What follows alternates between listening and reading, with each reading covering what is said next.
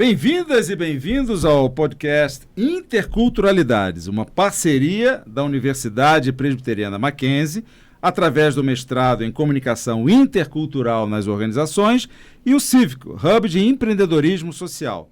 Aqui discutimos o atual momento de intensas e profundas transições que impactam organizações, assim como nossas interações sociais. Saímos de um contexto que conhecemos para outros incertos. Qual o rumo das transformações na cultura, na economia e em diversas áreas do viver em sociedade?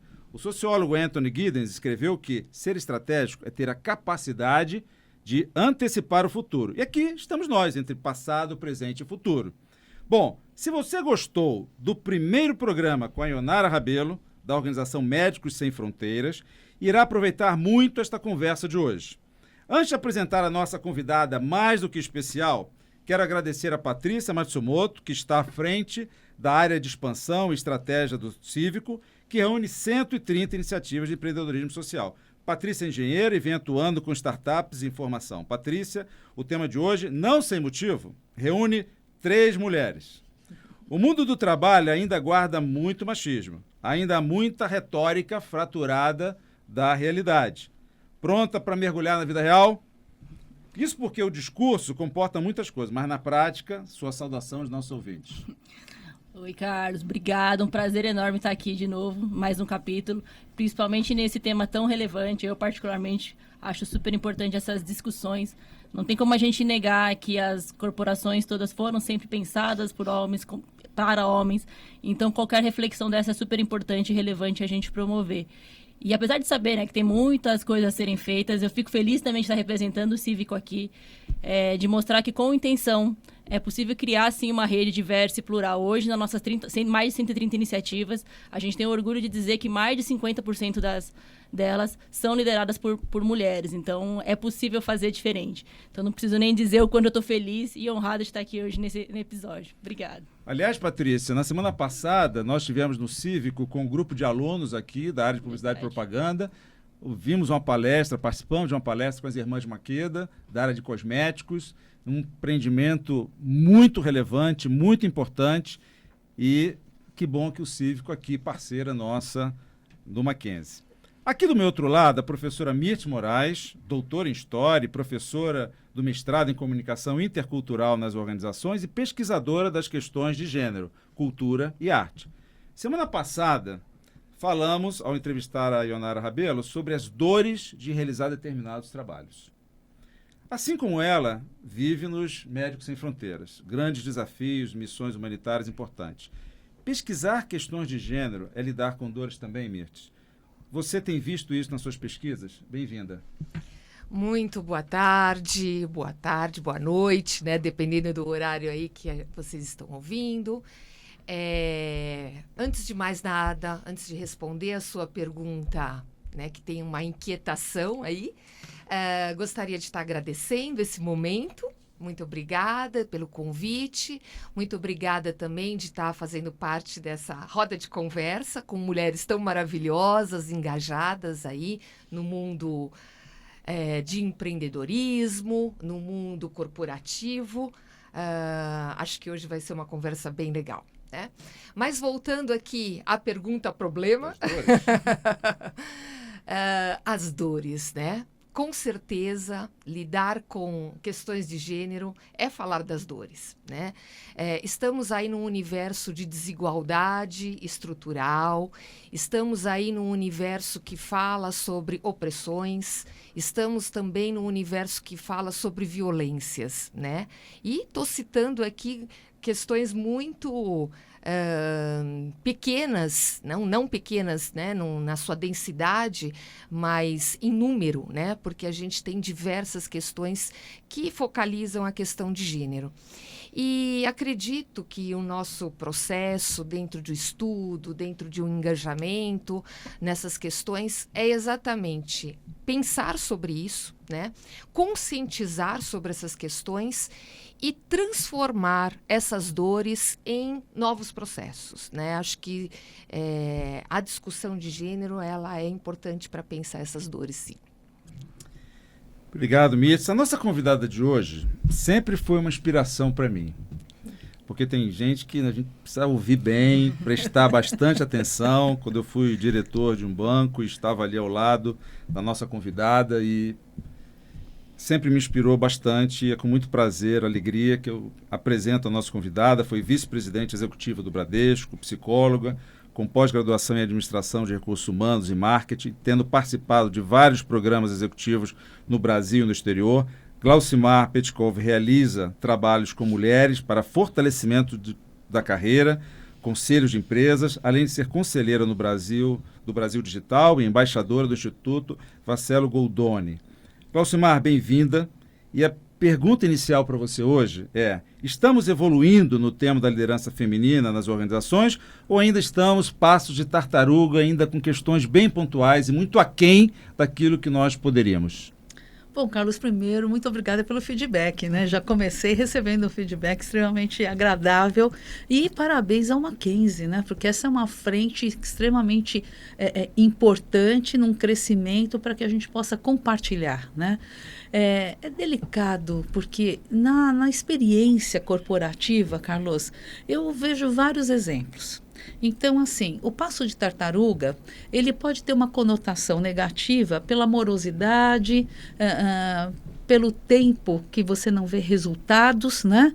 Mas tem algumas coisas importantes. Eu já vi empresas que tiveram uma velocidade extremamente significativa, aquelas de aplaudir mesmo, e que depois perderam a força.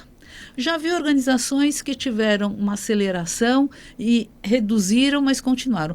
E vi também organizações, a passo de tartaruga, que fizeram a sua fundamentação, conseguiram fazer com que as lideranças fossem capacitadas para lidar com o diferente e vieram gradativamente crescendo num aspecto sustentável. Então, acredito que hoje vai depender muito de como a organização está enxergando. Eu, particularmente, com todo o meu otimismo responsável, eu acredito na evolução.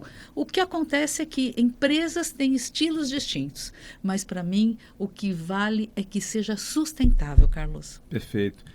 Olha, para exemplificar e trazer uma narrativa que mostra essa evolução, eu trouxe também um depoimento do outro lado do planeta, do Japão, da Bruna Cortella. A Bruna Cortella hoje gerencia operações do Banco do Brasil no Japão, e ela tem uma experiência bem interessante para nos contar, e eu gostaria que nós ouvíssemos a Bruna com muita atenção.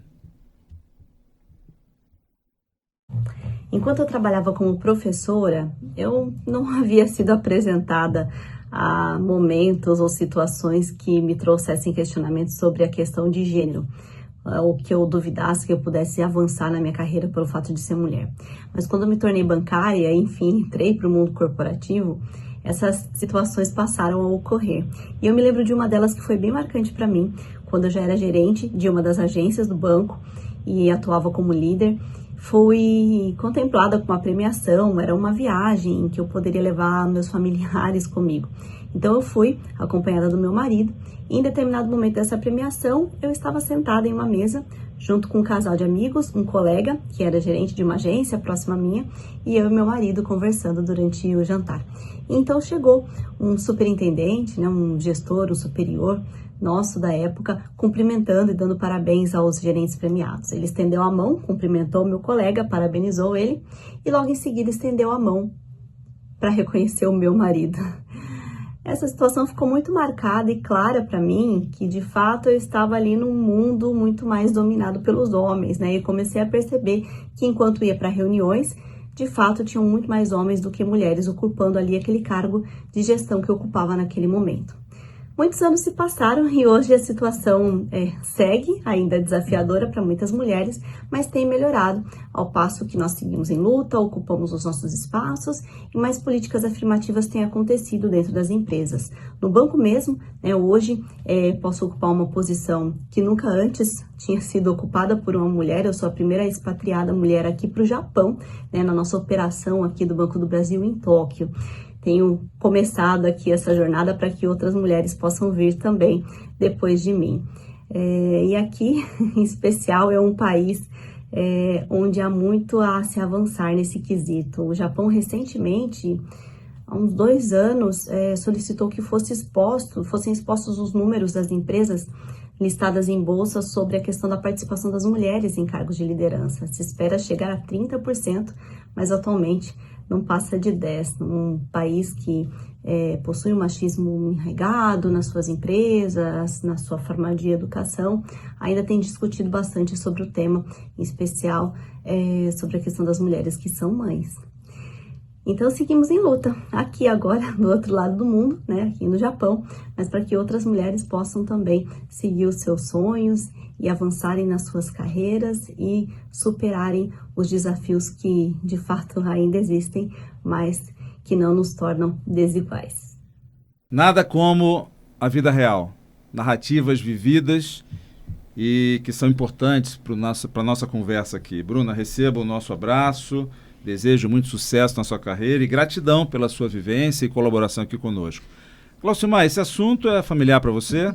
Como você recebe esse depoimento da Bruna? E fala um pouco dessa sua trajetória e situações que você enfrentou na sua carreira.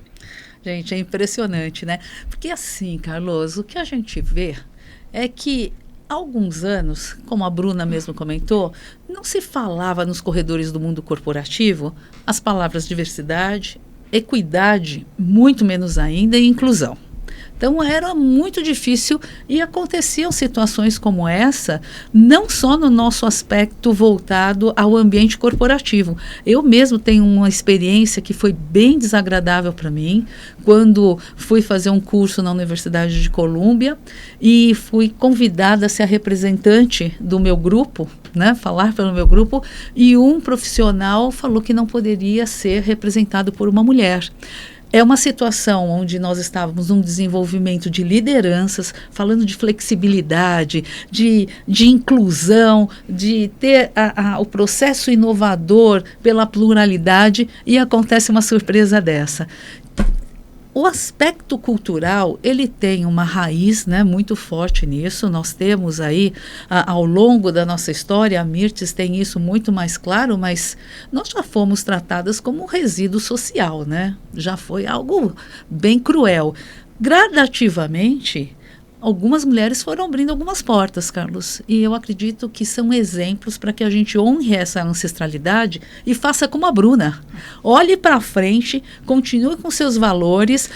Futuramente o marido, ao ser cumprimentado, ele vai falar, não, é a minha esposa que foi premiada, a liderança vai estar mais ao par, né, para fazer. Por isso que eu acredito que esse é um assunto que não cabe apenas às mulheres. Esse é um assunto para toda a sociedade, sem discriminação de geração alguma. Quando a gente fala desses preconceitos, né, desses estereótipos, eles estão enraizados. A gente precisa levar informação, repetir. Outro exemplo que tem muito fácil é o nosso método online, a mãozinha para falar.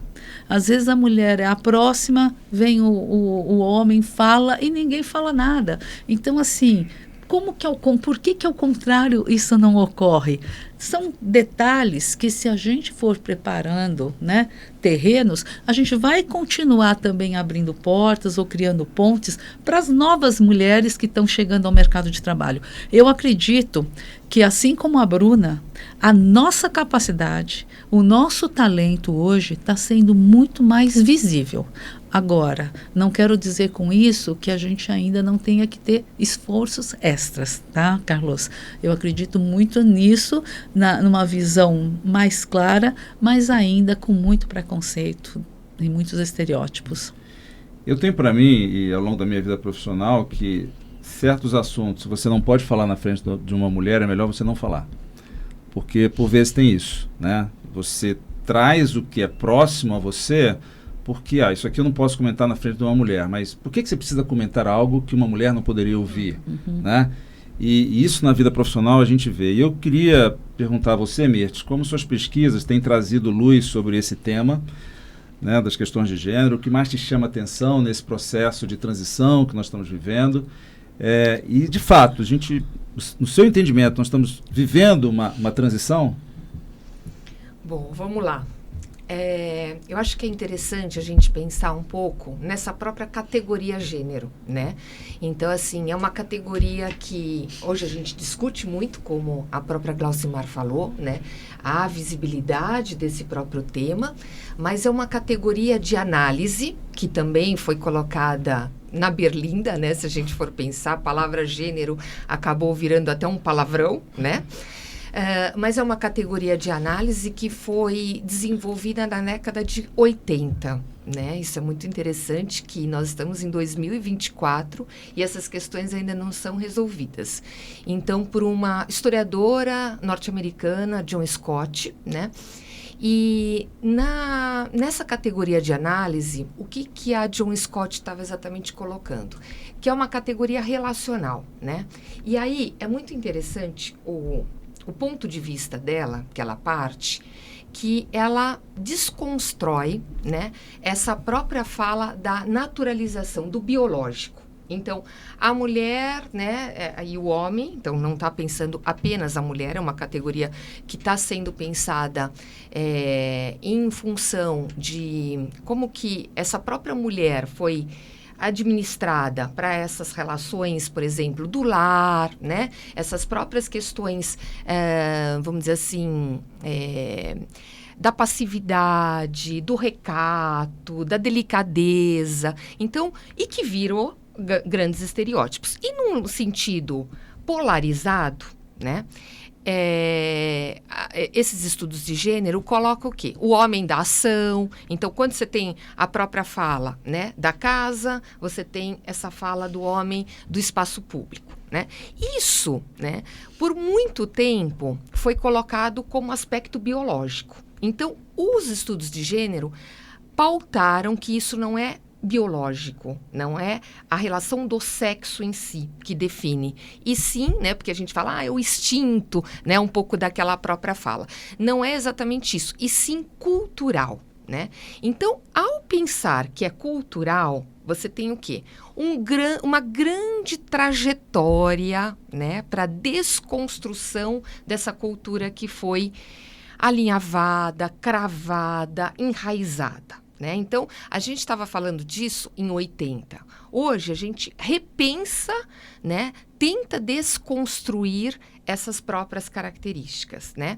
Mas ainda, se a gente for pensar, há uma sobrecarga das mulheres executando tarefas domésticas, né? Aquela coisa da Dupla tarefa. Da dupla tarefa, exatamente. Então, assim, da dupla jornada, como é um trabalho mais, né, extenso, você tem casos de burnout, então, assim, muito relacionado à figura feminina, né, que exatamente está cumprindo essas duplas tarefas. Então, assim, há um andamento de tudo isso, mas ainda há uma necessidade muito grande de colocar em prática essa desconstrução, né, que foi muito enraizada. Hoje eu estava discutindo em sala de aula a questão da cultura como sistema de interação. Cultura é interação, né? E, Patrícia, nós, na sua visão, e eu quero levar a questão também para Glaucimar, nós estamos vivendo um outro estágio de transição na relação homem-mulher. Você vê isso na sua prática, no seu ofício, no seu trabalho, com empreendedoras, com empreendedores? É um outro nível de interação ou não? Nada mudou? Acho que tanto, né, acho que a gente trouxe vários temas aqui. Acho que a gente tem falado bastante sobre essa transição. Todos os ambientes estão passando por várias mudanças. Seja a passos de tartaruga, seja a passos de alguns mais acelerados e outros, mas todos estão passando. O ambiente de empreendedorismo, de startups, não é diferente dos demais. Acho que sofre ainda bastante, e inclusive de alguns comportamentos, né? Quando a gente fala, por exemplo, no ambiente de investimentos, não é incomum ver em rodadas de pitch perguntas sobre questões sobre né, a questão de maternidade, quando a fundadora é mulher, sobre aguentar a pressão ou não do trabalho, enquanto quando é para os homens, pergunta sobre concorrência, potencial de mercado. Então, por que ter essa distinção? Então, eu acho que tem sim, obviamente, criados-se fundos, mais investimentos com esse foco, mas ainda tem muitos vieses que acabam direcionando e impedindo, inclusive, os empreendimentos para crescer. Então, acho que tem um pouco desse caminho. E aí, junto, acho que nesse tema, acho que vale, né, entender com a Glaucimar, que acho que no mercado, óbvio, de empreendedores é um desafio enorme de empreender só por si só. Quando a gente fala de ser com mulheres, a gente vê bastante. Queria ouvir também da Glaucimar como é que ela tem visto, né, dentro dos mercados corporativos, inclusive essas questões, né, de como é que esses aspectos culturais, esses aspectos de vieses, talvez que a gente tão implícitos nas nossas decisões, estão sendo enxergados e trabalhados, né, talvez dentro das corporações e lideranças, né? Eu acredito, Patrícia, que a situação ela não seja tão diferente do que você está apresentando. O que provavelmente não tenha é tantos vieses inconscientes, alguns já são conscientes, mas ainda não sofreram alteração.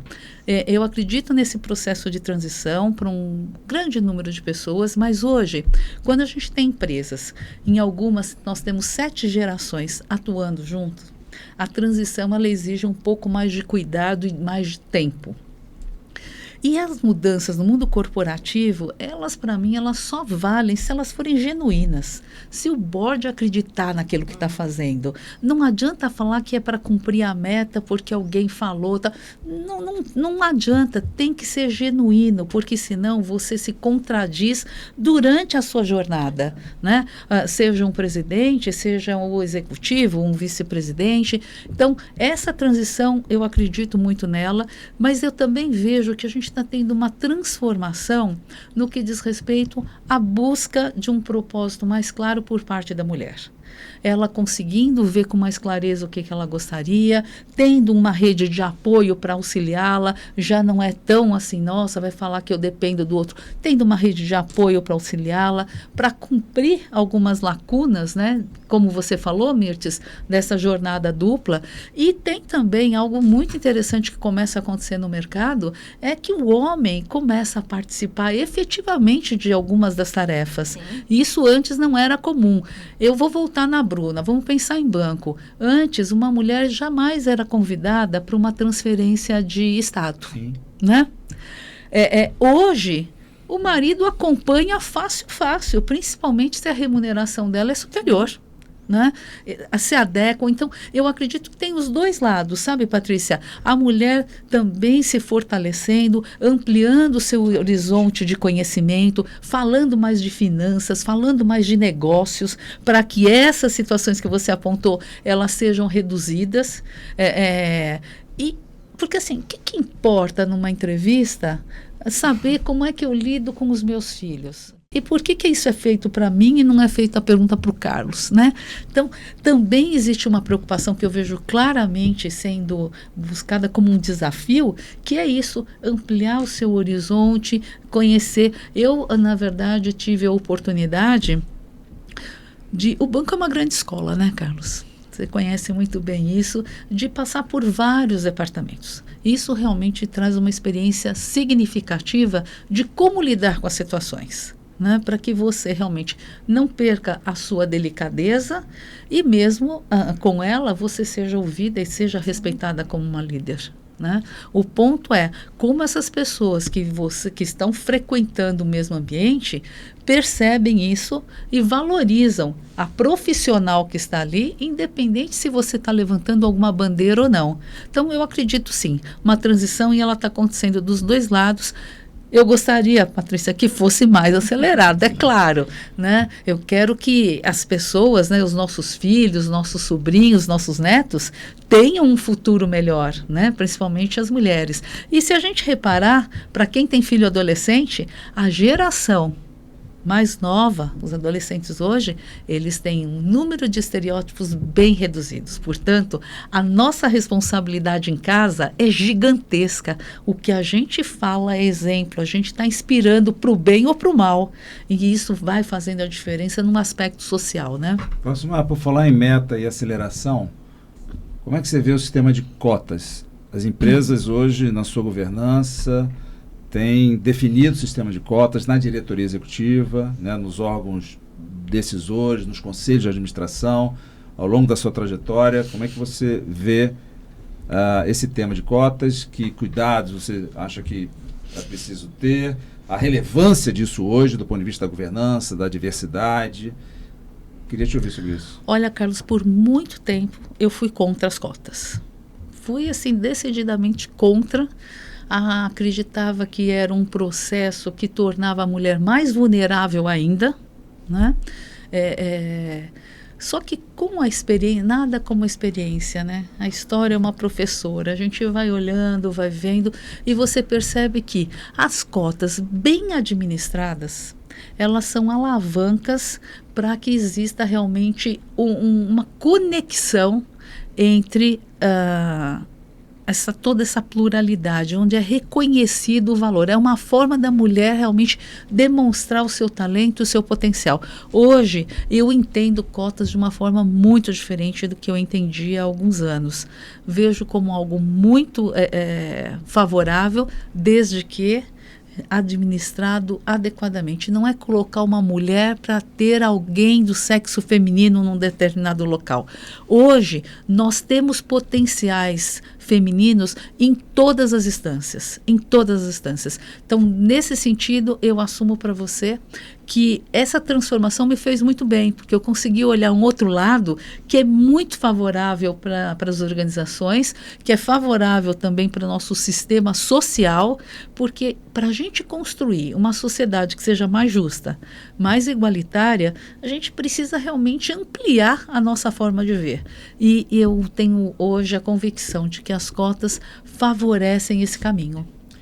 E aí, Mirtes, qual a relevância da interculturalidade no pensar a cultura organizacional, no pensar a estratégia de negócio, no pensar o valor da marca de uma organização?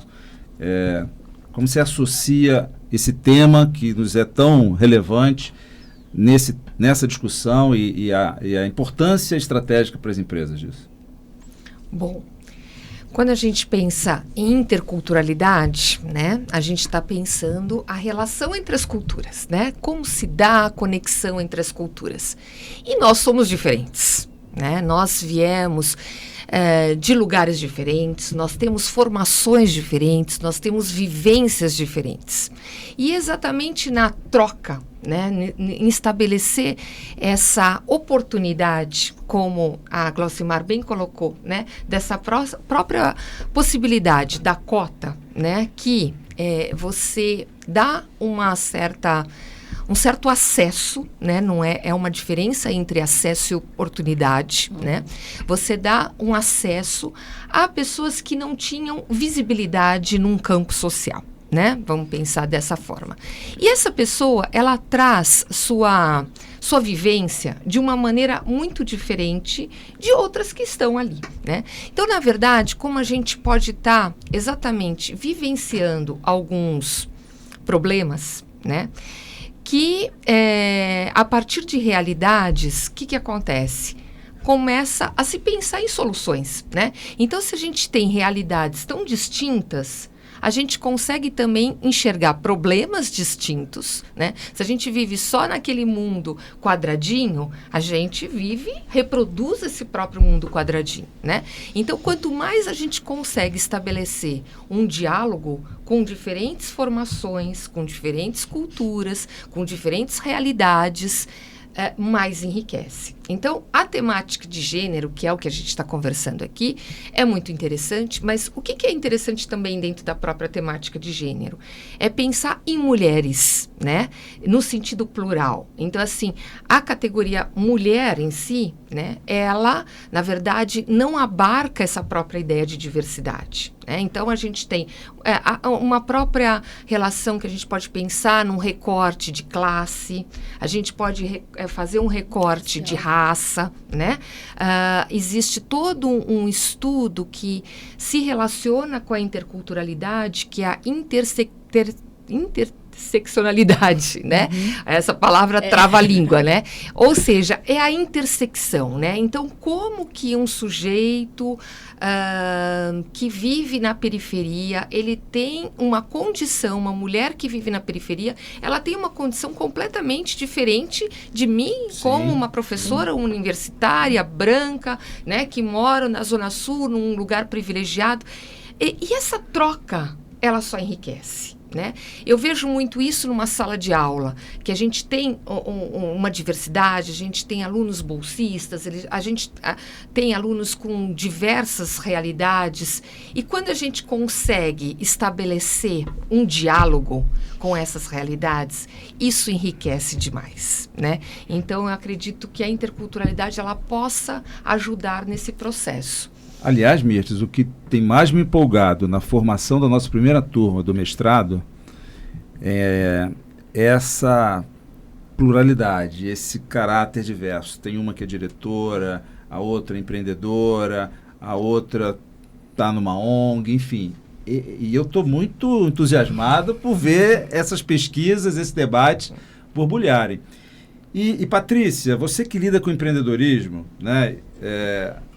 Eu, essa semana, conversei com 2 mulheres empreendedoras na área de cosméticos e elas falam da dificuldade de você empreender no país com taxas de juros tão altas, né?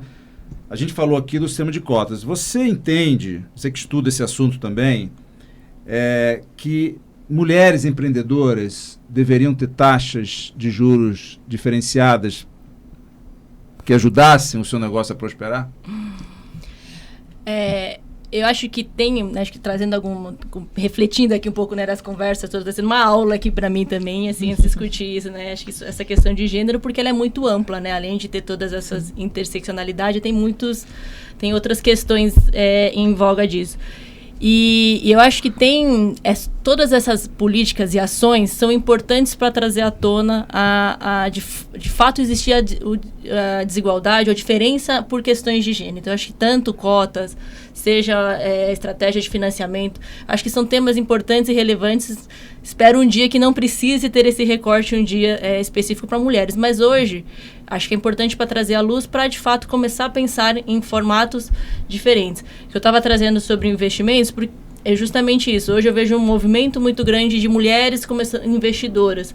Por quê? Porque hoje, como maior parte é de homens investindo, e num mundo de investimento, você acaba, né, confiando mais em quem é o seu similar. Se você não tem outras mulheres, essa diversidade, não só mulheres, a diversidade nesse outro âmbito, não chega o dinheiro para outros empreendedores. Então, não adianta para mim só pensar numa linha ou taxa de financiamento, né, um recorde de gênero, de raça ou qualquer coisa que seja. É importante como pontapé inicial, como diálogo, como abertura de diálogo, mas só isso acho que não sustenta ou não fomenta o empreendimento. Tanto no ecossistema de inovação e de impacto, quando a gente fala, existe sim esse movimento das mulheres também, né, se unirem cada vez mais. E não só entre mulheres, mas também outros homens aliados, que eu acho que essa é uma questão muito importante, né? A gente não tem que ficar nós, eles, acho que isso não enriquece. Então, esse movimento eu acho que é favorável, junto com política, junto com estratégias de financiamento específicos, porque esse movimento precisa acontecer, para as pessoas pelo menos refletirem e ter acesso, né? Assim como a gente precisa de cotas nas empresas para dar luz a cargos que às vezes não estariam ali naturalmente, a mesma coisa o dinheiro, né? Precisa começar a direcionar para começar para empreendimentos poderem sair do primeiro nível, para poder escalarem, que aí sim conseguem potencializar qualquer tipo de negócio, não só os que já são os privilegiados, que já estão mais acostumados.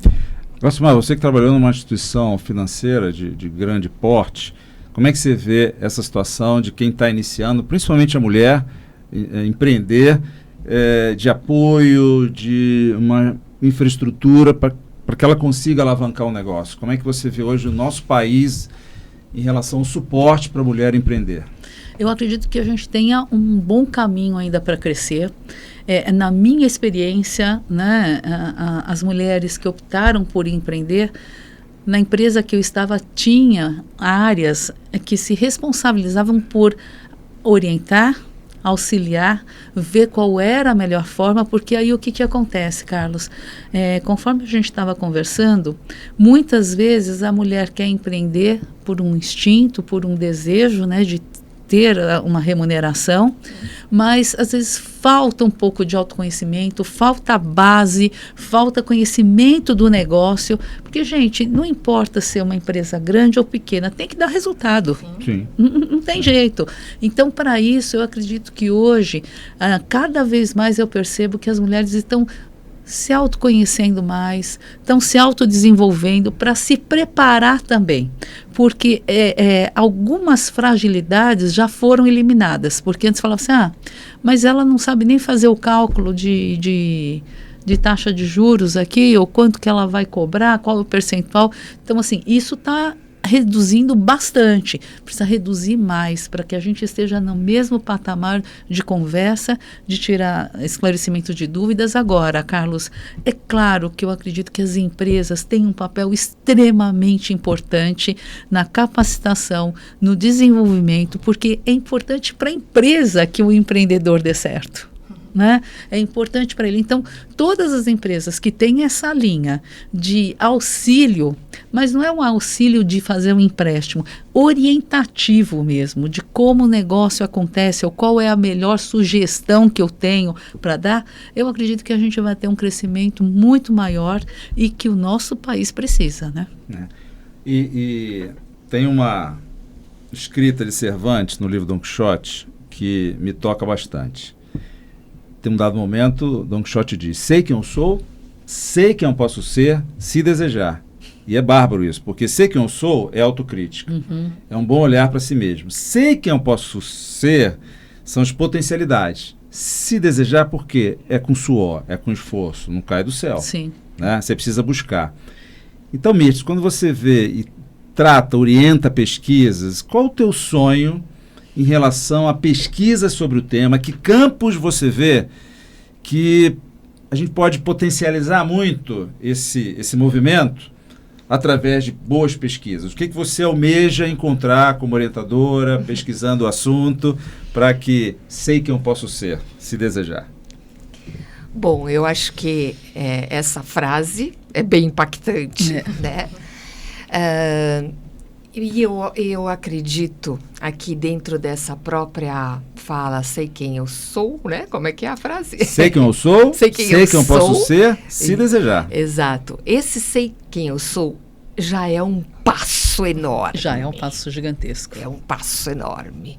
E se a gente investir nesse eu sei quem eu sou na pesquisa, já traz um significado gigante, né? Então, tudo isso que nós conversamos hoje, que eu acho que foi uma conversa muito produtiva, todos esses temas, né? Que, falando desde maternidade, desde economia do cuidado, de empreendedorismo, dessa fala mais, né, assertiva, mas ao mesmo tempo se colocando, delicada, né? Todos esses assuntos são temas de pesquisa de gênero, né? Então, e todos eles podem se tornar em potências, né? Então, eu não vejo a pesquisa como um tema fraco, um tema ruim, né? Todos têm uma potencialidade desde que a gente consiga estabelecer relações com a realidade, né? O que me faz pensar sobre isso, né? Então, acho que a nossa conversa aqui e a sua fala inicial foi muito tocando a questão da vivência, como a gente, né, se transforma com tudo isso. Isso, né, para mim, uma pessoa, sei lá, que sofreu algum tipo de assédio, é muito importante falar sobre isso. Alguma pessoa que foi desclassificada frente à sua voz que não foi escutada. É muito importante falar sobre isso. Falar sobre a questão da sororidade. É muito importante falar sobre isso, né? Então, assim, todos os temas são importantes. Meu doutorado foi sobre maternidade, né? Então, assim, um tema que muitas vezes é olhado numa forma tão positivada, porque Foucault fala muito isso, né? Você tem um discurso que coloca, não só exclui, mas positiva. Então, a gente tem o quê? A mãe maravilhosa, o Dia das Mães, né? Enaltecendo muito isso. Mas a gente tem várias questões que colocam essa mãe, né? Para pensar, vamos dizer assim, em processos de perda mesmo, no sentido de trabalho. Sim. Porque a mãe não teve um filho sozinha. Aquela discussão. Tem o pai aí também nessa fala, né? Exatamente. E por que a responsabilidade é da mãe, né? Só que a mãe também tem essa coisa de quase que um dever ali, uma coisa carinhosa, né? Um misto de situações. E que não é apenas no sentido... E é visto apenas no sentido positivo, né? Não repensa essa consciência, que é muito interessante, da gente despertar, né? Eu acho que é mais ou menos isso. Nessa organização da relação paternidade-maternidade, eu acho que é preciso muita sabedoria também, dada a rotina da mulher, e que em momentos ela não pode acompanhar. O filho gostaria até de acompanhar, mas é o homem ter a sensibilidade de reproduzir para ela momentos como o ensaio do coral do filho, a natação que ele está lá acompanhando, porque isso gera um compartilhar muito, muito lindo, muito bonito. Né? Você pode não estar presente, mas se você sabe reproduzir aquele momento para ela, isso gera uma relação dos dois que eu acho que é muito, muito bonita, né? Até porque a gente sabe que tem as cobranças, que elas são muito, muito fortes. E Laucimar, assim, você entende que a gente pode colocar fé, ter esperança nas novas gerações, ou seja, ter uma nova geração respirando outros ares diferentes da nossa geração? Eu acredito e torço para que, com a mudança, né, na nossa tábua de vida, todos nós, Patrícia ainda bem jovem, a gente possa presenciar isso. A mudança, Carlos, ela está aqui na nossa frente. É claro que eu me sinto até constrangida depois do Cervantes falar do mestre Yoda, mas o mestre Yoda, ele fala que desaprender para aprender você deve. Esse é algo que a gente tem que aprender a deixar os nossos velhos hábitos para os novos tomarem conta. Acredito que os jovens estejam mais preparados para essa transição, para essa troca.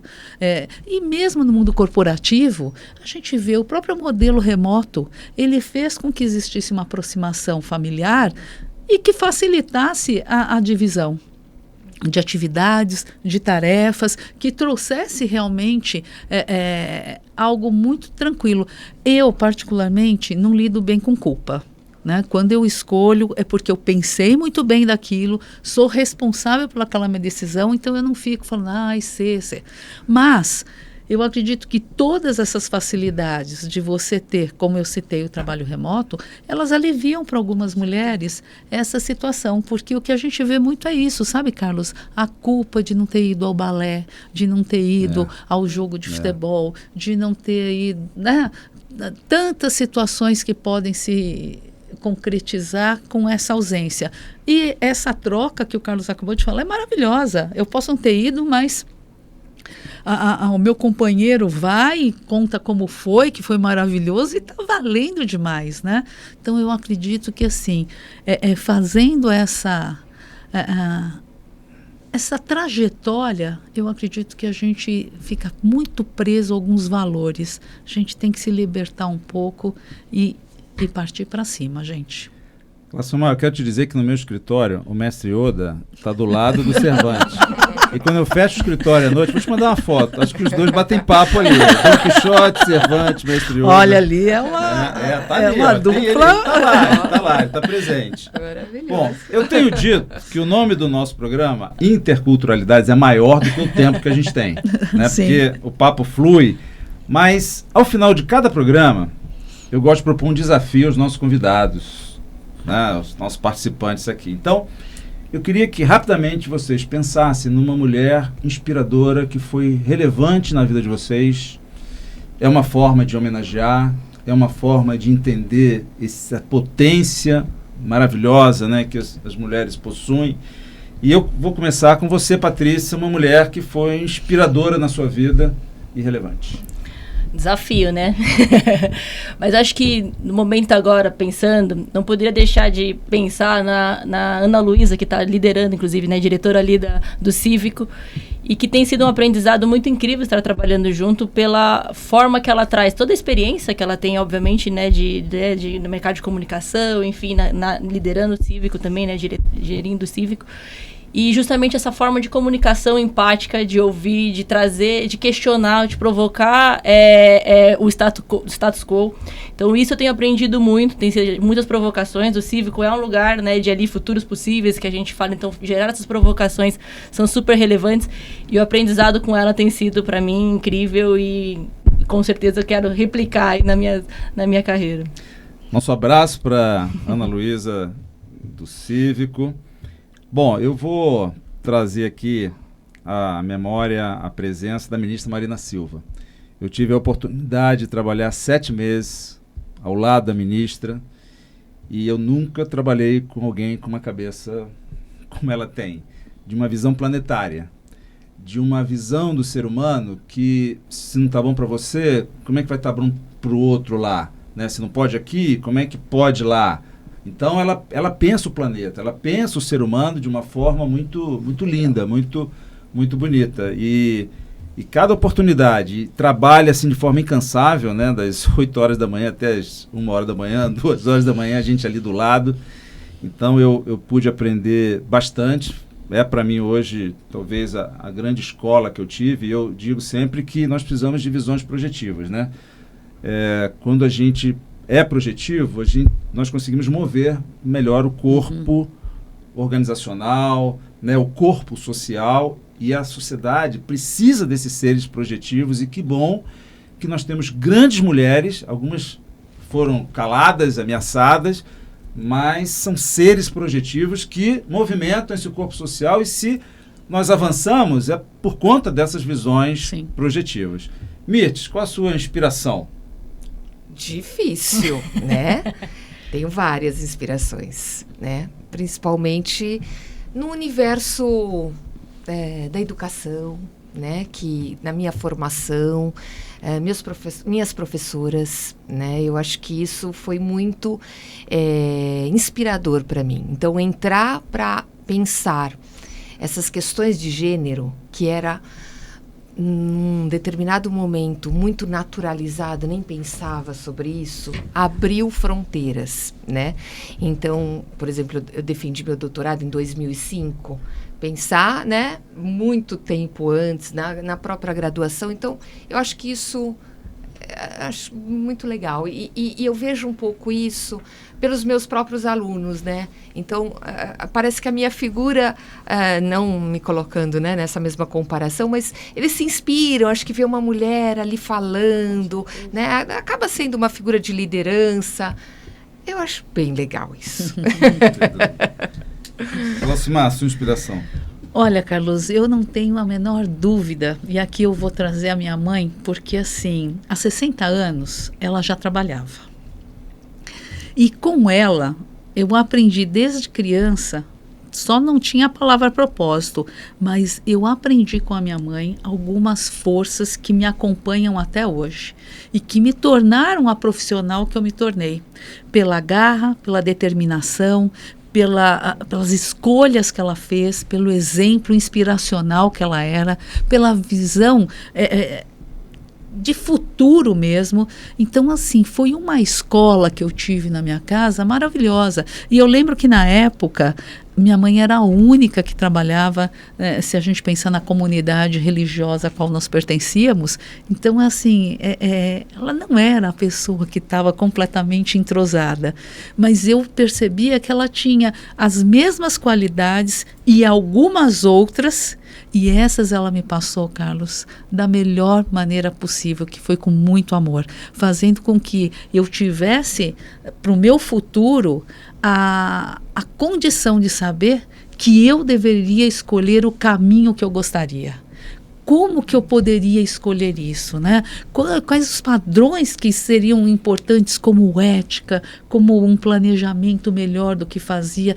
Tudo que ela foi vendo no mundo corporativo ao qual ela pertencia, ela trouxe para a vida familiar e depositou da maneira mais agradável possível e às vezes com muita simplicidade, Carlos. Que roupa você vai? Não sei. Qual que você acha? Não, você escolhe. E eu tenho algumas fotos que, sinceramente, eu vi que não pode ter sido a minha mãe que escolheu. Devo ter sido eu mesma. Mas isso faz uma diferença brutal. Por isso, eu falei e eu volto a dizer, Carlos, no nosso ambiente familiar, no nosso ambiente corporativo, nós somos exemplo. Nós somos inspiração. E que seja sempre para o bem, né? Nós internalizamos as pessoas que amamos, as pessoas que nos inspiram. Somos seres seletivos. Eu espero que esse nosso programa, esse nosso episódio do Interculturalidades tenha oferecido algo que você internalize. As nossas ouvintes, os nossos ouvintes, o nosso muito obrigado por nos acompanhar nesse programa. Quero agradecer muito, Glaucimar, a sua presença aqui, a sua disponibilidade, o seu tempo. Mirtes, Patrícia, um prazer enorme. Eu quero te pedir que fique atento ao nosso mestrado em Comunicação Intercultural nas Organizações. Nossas inscrições estão acontecendo. Divulgue o nosso programa aqui, compartilhe nas redes sociais e seja parceiro do Interculturalidades. Em breve, nós gravaremos o nosso próximo programa. Já quero adiantar aqui que teremos mais uma mulher convidada. Aliás, o primeiro foi a Ionara, né? Agora a Glaucimar. E o terceiro, a Luciana Camargo, vice-presidente de RH da IBM para a América Latina. E que bom que temos essas convidadas tão especiais. Minha gratidão por esse programa. Valeu muito. Obrigada, hein?